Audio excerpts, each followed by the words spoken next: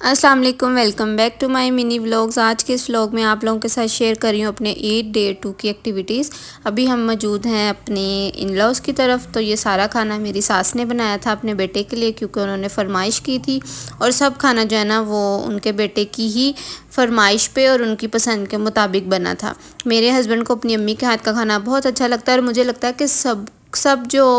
بچے اور بچیاں ہیں نا، ان کو اپنی ماں کے ہاتھ کا جو ذائقہ ہے نا وہ ہمیشہ یاد رہتا ہے۔ تو میں اپنے ہسبینڈ سے کہتی ہوں، وہ کئی دفعہ مجھ سے فرمائش کرتے ہیں جو کھانا ممی بناتی ہیں وہ بناؤ، میں ٹرائی بھی کرتی ہوں، لیکن وہ کہتے ہیں کہ نہیں، وہ ذائقہ نہیں آیا، اور میں نے ان کی اس بات پہ کبھی برا نہیں منایا، کیونکہ مجھے پتہ ہے کہ جو ماں کے ہاتھ کا ذائقہ نا وہ میں کہیں سے بھی دنیا کے کسی کونے میں سے بھی نہیں لا سکتی۔ میں کتنی بھی کوشش کر لوں، ظاہر ہے وہ ٹیسٹ آپ کے ہاتھوں میں نہیں آتا ہے۔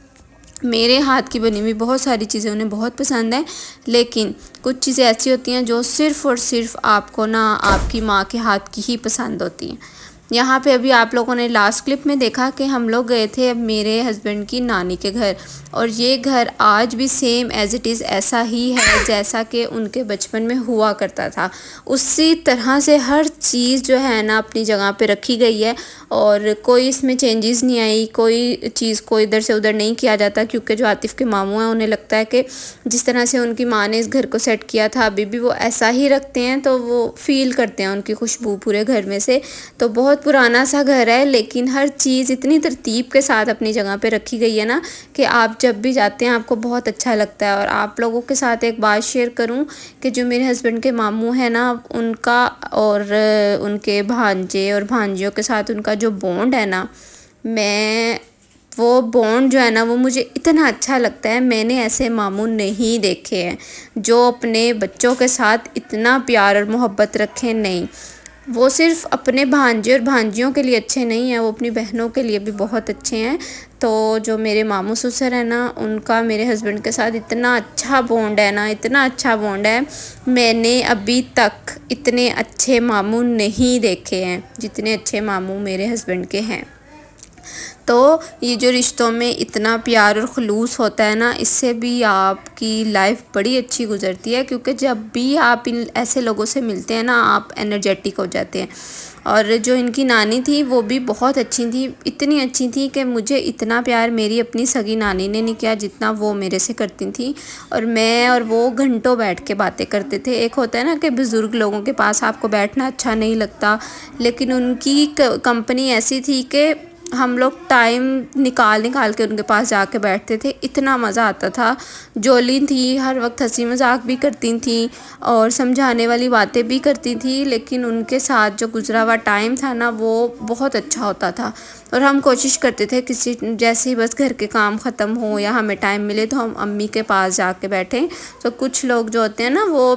صرف اور صرف محبتیں بکھیرتے ہیں، اور یہ 2 لوگ انہی لوگوں میں سے ہیں، صرف اور صرف محبت بانٹتے ہیں اور ارد گرد کے لوگ ان سے محبت کو سمیٹتے رہتے ہیں۔ اور مجھے لگتا ہے کہ ایسے لوگ جو ہے نا آپ کی زندگی میں لازمی ہونے چاہیے۔ اللہ تعالیٰ میری جو نانی ہے ان کی آگے کی منزلیں آسان کریں۔ آئی ڈونٹ نو میری وہ نانی ساس ہیں یا دادی ساس ہیں، لیکن اچھے لوگوں کو ہمیشہ آپ کو میرے خیال سے یاد رکھنا چاہیے۔